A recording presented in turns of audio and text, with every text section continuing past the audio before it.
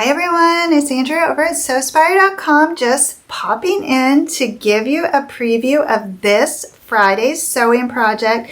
This is the last bag in our Market Tote series here at Sewspire, and it is the best of both worlds, if you will. We have Maxi tote sizing on the exterior, and then on the inside I have incorporated not one but two classic Market Tote interiors.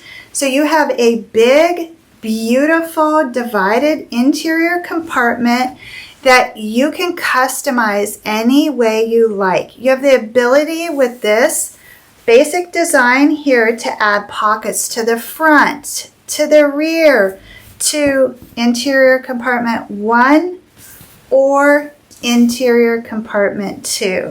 So it's a fun project. It's easier than you might think to create these two-way divided interior compartments. Join me Friday. I'll give you all the measurements and the materials list so you can have one of these big, beautiful Market Totes for yourself. Hope to see you there.